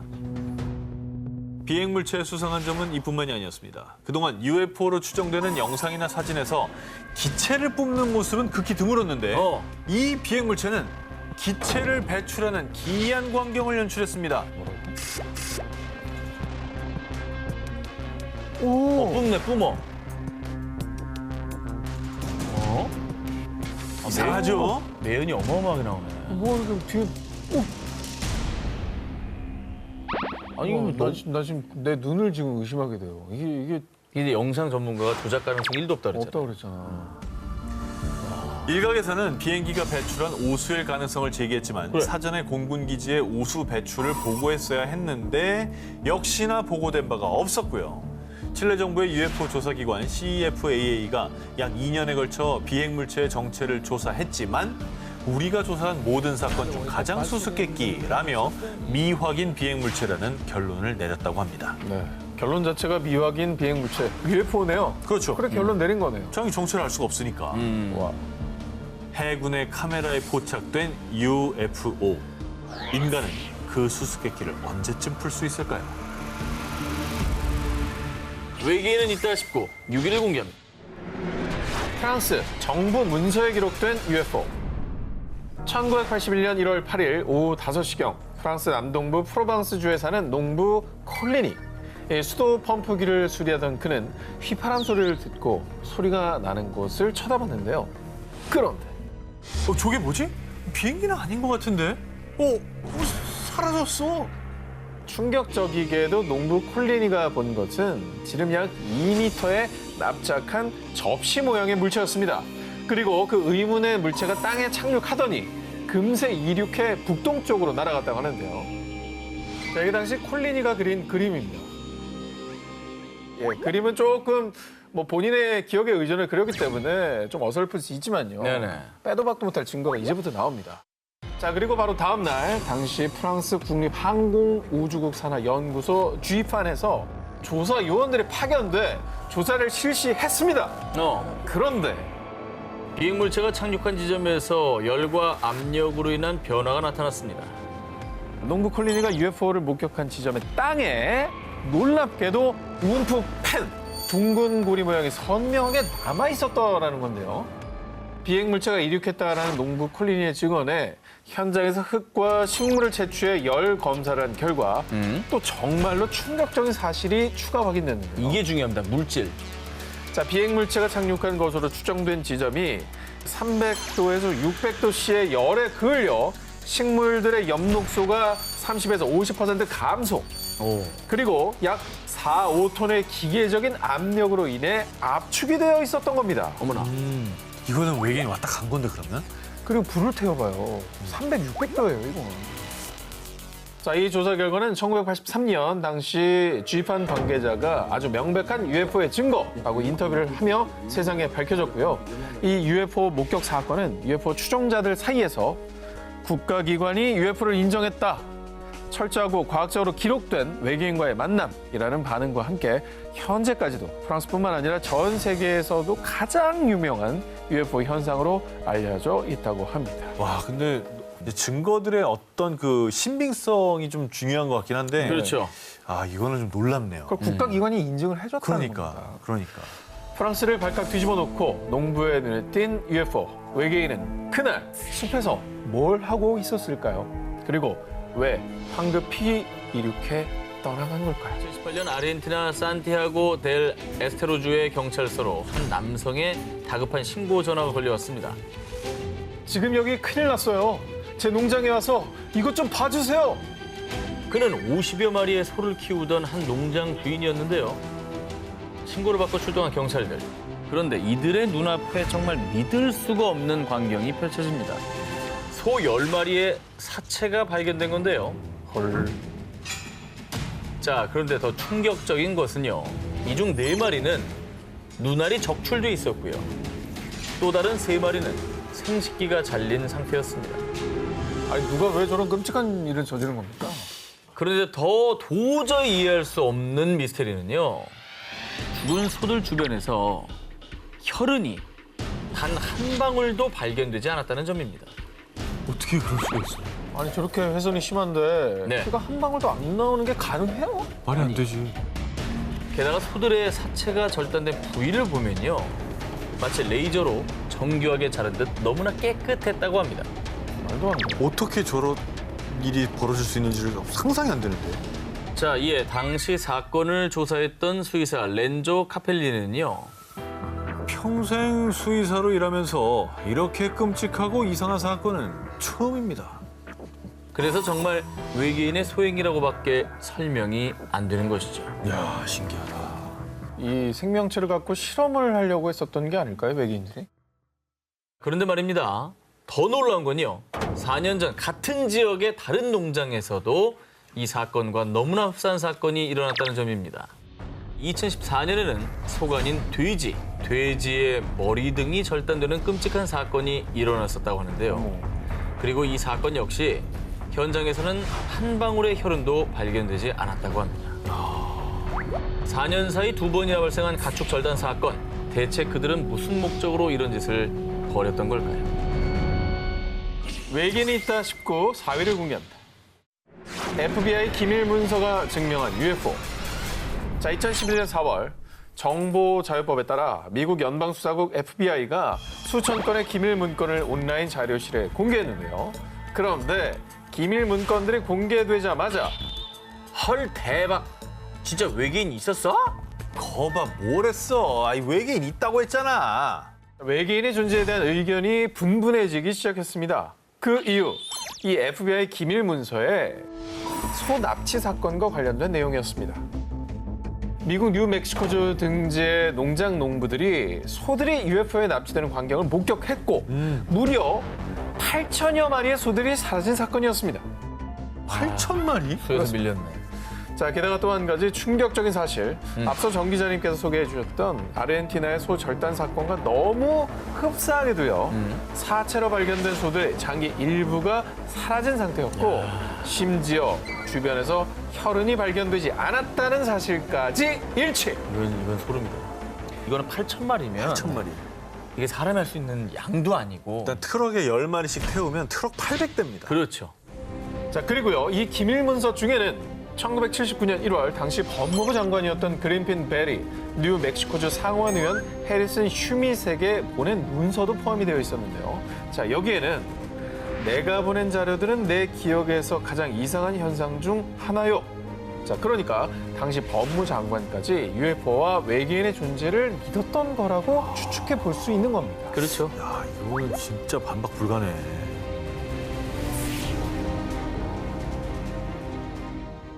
여름 특집 1탄 외계인은 있다 싶고 1위 후보 헤드라인을 공개해 주시기 바랍니다.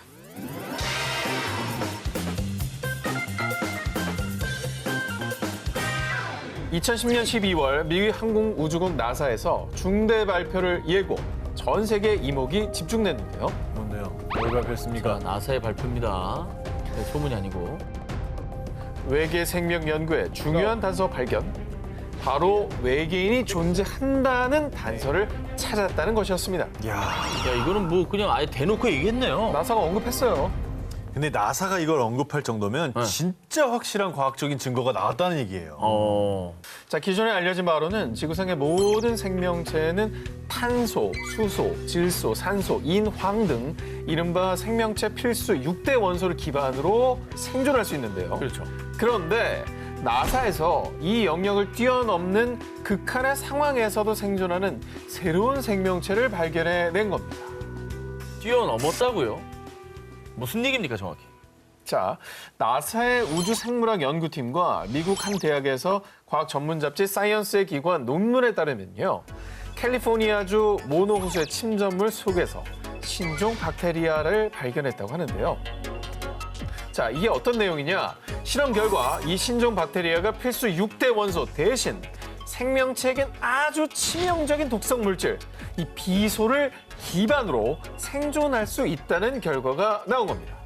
아니 근데 비소는 사실 그 뭐 농약 뭐 이런 거에 쓰이는 거고 독극물인데 이걸 기반으로 살아가는 생명체 아니 뭐 사실 뭐 없다고 단정 지을 수는 없죠. 외계인이 뭐 뭘로 살 줄 알고. 무시무시한 놈이네요. 네. 독으로 산다니. 지구상의 생명체 중 이 6대 원소를 피해간 생명체는 없었습니다. 아하. 근데 예외가 나온 게 이게 대단한 발견이라는 겁니다. 그 영화 속에 그 에일리언 보면 피가 염산이잖아요. 그 튀면 막 녹고 그러잖아요. 아, 그렇지. 우리랑 그랬네. 성분이 완전 다르거든요. 그거 진짜 무서운 애들 아니에요?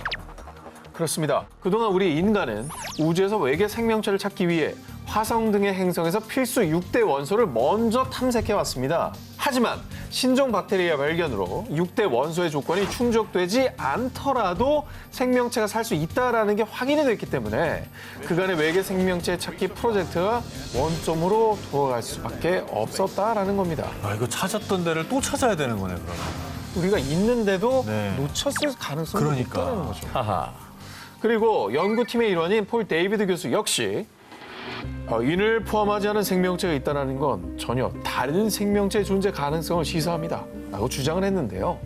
그럼요. 그동안 이 금성은 너무 뜨겁고 목성은 또 땅이 없는 뭐 가스 행성이라서 생명체가 못 산다고 했는데 이게 만약에 인과 관계가 없다면 금성이나 목성에서도 생명체가 살아갈 수가 있다는 얘기죠. 그러니까 우리 기준으로는 뜨겁지만 그렇지. 다른 생명체에게는 그게 필요 충분 조건일 수 있는 거거든요. 그러니까 금성에 살면서 어우 추워 이럴 수도 있는 거예요. 있죠?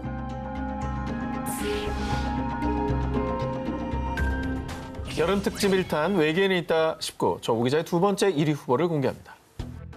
트레저 헌터인 마누엘 랑헬과 호세 아가조가 한 지하 동굴을 탐사했는데요. 그들이 이곳에 온 이유.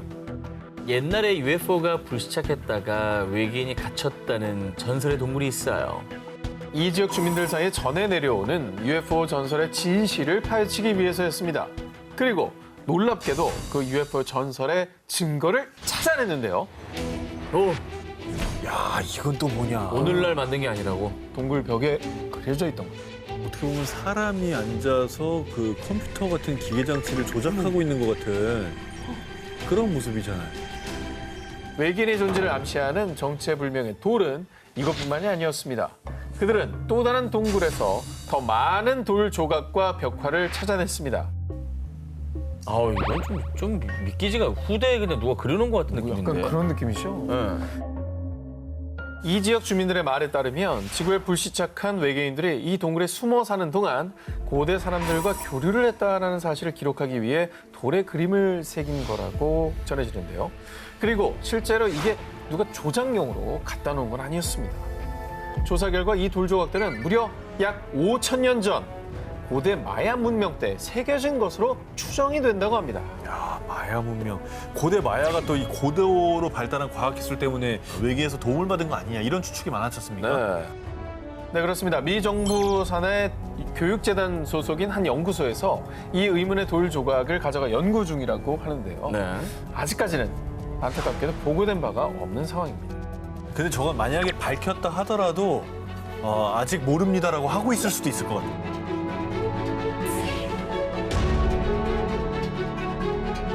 1998년 북미 지역 시골 마을에서 등산을 하던 존 윌리엄스는 우연히 땅에 튀어나온 금속 핀을 발견했습니다.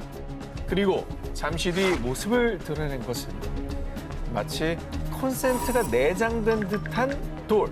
어머나, 저 누가 박아놓은 게 아니고? 뭐야 이게? 콘센트 저거 끼면 뭐 충전되나 어떻게 되는 거야? 전기공학자였던 존 윌리엄스는 단번에 심상치 않은 물건이라고 느꼈고요. 지질학자들에게 조사를 의뢰했습니다. 조사 결과 이 돌엔 인위적으로 용접된 흔적이 전혀 없습니다. 저게 인위적이 아니면 원래 어떻게 저렇게 하는 거지? 생겼다고? 그렇습니다. 돌을 조사한 지질학자에 따르면 인위적으로 금속 핀을 접착한 접착제나 시멘트 같은 흔적뿐만 아니라 용접한 흔적도 전혀 없었고요. 금속 핀 주변으로 돌이 형성이 되었다고 합니다. 그리고 이 돌이 외계인의 흔적이라는 결정적인 증거가 또 있습니다. 이 돌은 무려 10만 년 전부터 존재했습니다. 10만 년? 10만 년. 돌의 나이가? 그렇습니다. 그럼 외계인이 10만 년 전에 왔다는 얘기네요. 10만 년 전에 인류가 저런 걸 만들었다? 이건 불가능하다. 10만 년 전에 어떻게 콘센트를 만듭니까? 그렇지. 전기 개념도 모를 텐데. 조사 결과 돌은 10년 전도 아니고 무려 10만 년 전 구석기 시대 지층에서부터 존재해왔는데요. 자, 그렇다면 이게 뭘 의미하느냐? 존재할 수 없는 외계인의 물건이 발견된 것이며 외계인의 초고대 문명이 있다라는 증거인 거죠. 이 외계의 유물을 발견한 존 윌리엄스 역시 외계인이 만든 물건이라고 확신합니다. 라고 주장했고요. 이후 이 외계인의 돌은 수수께끼 돌이라는 뜻의 애니그멀리스로 대화제, UFO의 존재를 파헤치는 매거진에 게재되어 큰 관심을 받았습니다. 외계인의 흔적이 남겨진 미스터리한 돌들. 고대 우리 지구엔 무슨 일이 있었던 걸까요?